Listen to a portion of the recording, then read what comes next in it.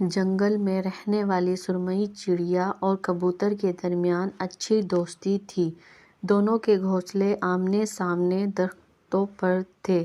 وہ اکثر اپنے گھونسلوں سے باہر نکل کر ایک دوسرے سے باتیں کرتے رہتے تھے۔ ایک روز چڑیا اپنے گھونسلے سے باہر نکل کر ادھر ادھر دیکھ رہی تھی کہ کبوتر بھی اپنے گھونسلے سے باہر نکل آیا اور بولا، بی چڑیا، کیا دیکھ رہی ہو؟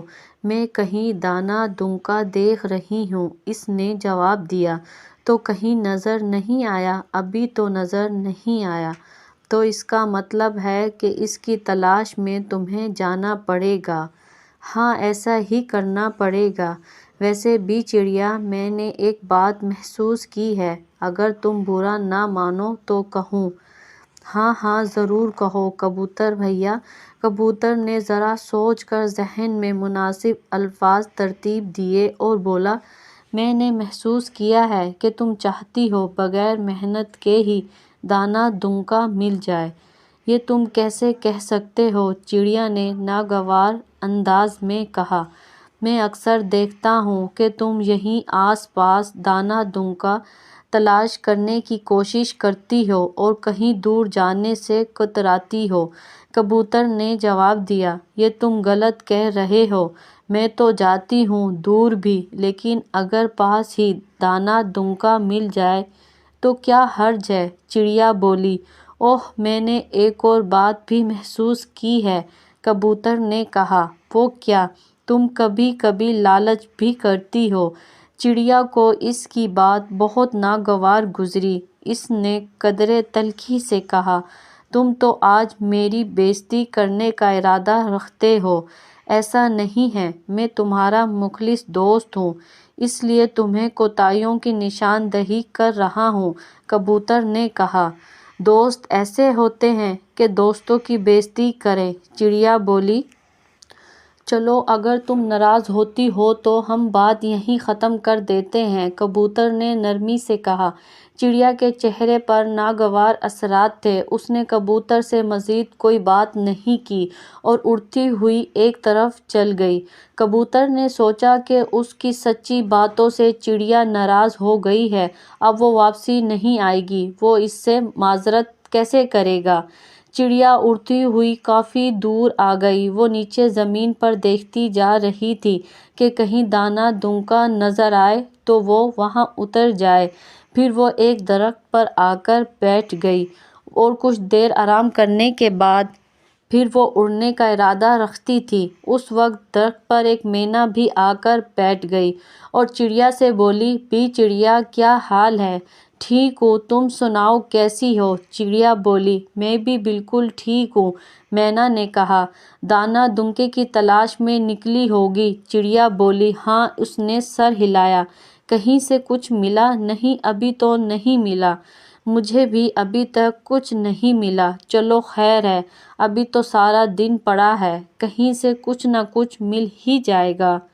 ہاں، تم ٹھیک کہتی ہو۔ اس وقت ان دونوں کی نظر باجرے کے دانوں پر پڑی جو کسی طرف سے آ کر ان سے ذرا دور گر رہے تھے۔ چڑیا خوش ہو کر بولی، ارے واہ، اتنا سارا باجرہ!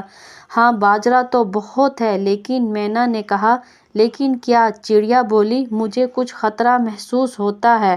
کیسا خطرہ؟ میرا خیال ہے کہ کوئی شکاری کہیں چھپ کر یہ باجرہ پھینک رہا ہے تاکہ ہم جیسے پرندوں کو پکڑ سکیں۔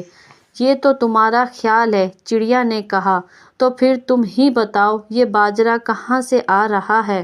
مینا بولی، میرا تو خیال ہے کہ ہوا کے زور سے کہیں سے اڑ کر آ رہا ہے۔ چڑیا نے جواب دیا، نہیں، مجھے ایسا نہیں لگتا، ہوا اتنی تیز تو نہیں ہے۔ مینا نے کہا، ہوا اب ہلکی ہوئی ہے، اس لیے یہ باجرہ یہیں گر گیا ہے، پہلے یہ ہوا کے زور سے اڑتا ہوا آ رہا ہوگا۔ چڑیا نے اس سے اتفاق نہ کیا، کچھ بھی ہو، میں تو یہ باجرہ نہیں چگوں گی۔ مینا بولی، تم تو ڈرپوک ہو۔ چڑیا نے کہا، نہیں، میں ڈرپوک نہیں ہوں، لیکن کچھ عقل سے بھی کام لینا چاہیے۔ مینا نے کہا، تمہاری باتیں عقل مندی کی نہیں ہیں۔ چڑیا بولی، اچھا چڑیا، تم جیسا چاہو ویسا کرو، لیکن میں یہ دانہ نہیں چگنے والی۔ مینا نے اپنا فیصلہ سنایا، تمہاری مرضی ہے۔ چڑیا بولی، اتنی دیر میں ادھر ادھر سے اور پرندے بھی آ کر باجرہ چگنے لگے تھے۔ چڑیا نے کہا، وہ دیکھو، وہ سارے پرندے بھی تو باجرہ چگ رہے ہیں، وہ سب بیوقوف ہیں کیا؟ وہ تو ابھی آئے ہیں، انہوں نے باجرے گرتے نہیں دیکھا، اس لیے بے خبری میں ایسا کر رہے ہیں۔ مینا نے کہا، تم تو ایسے ہی باتیں کرتے کرتے سارا دن گزار دو گی اور پھر شام کو بھوکی ہی گھر جاؤ گی۔ چڑیا نے منہ بنا کر کہا اور پھر سے اڑ کر زمین پر اتر گئی اور باجرہ چگنے لگی۔ کچھ ہی دیر بعد درختوں کے پیچھے چھپے شکاری نے اپنا جال پھینکا اور باجرہ چگنے والے سارے پرندے اس میں پھنس گئے۔ اب تو چڑیا بہت پچھتائی، لیکن اب کیا ہو سکتا تھا، وہ پھنس چکی تھی اور مینا کی طرف دیکھ رہی تھی۔ مینا نے اس سے کہا، دیکھا بھی چڑیا، تم نے میری بات نہیں مانی اور پھنس گئی۔ چڑیا کچھ نہ بولی۔ شکاری درختوں کے عقب سے نکل کر سامنے آ گیا۔ اس نے جال میں پھنسے سارے پرندوں کو ایک بڑے پنجرے میں بند کیا اور وہاں سے چل دیا۔ شکاری پرندوں کو اپنے گھر لے آیا اور مزے سے کھانا کھانے لگا۔ وہ بڑا خوش تھا کہ آج تو بہت سارے پرندے ہاتھ لگ گئے ہیں، اب جا کر بازار میں انہیں فروخت کرے گا۔ کھانے کے بعد وہ اٹھا اور پرندوں والا پنجرہ لے کر گھر سے باہر نکل آیا اور بازار کی طرف چل پڑا۔ بازار میں آ کر وہ ایک جگہ بیٹھ گیا اور وہاں اور پرندے بیچنے والے بھی بیٹھے تھے، خریدار آرے جا رہے تھے۔ کچھ دیر بعد ایک بڑی گاڑی وہاں آ کر رکی، اس میں سے ایک آدمی اترا اور اس نے سارے پرندوں والوں سے کہا، تم سب یہاں میرے پاس آ جاؤ، میں سب کے سب پرندے خرید لوں گا۔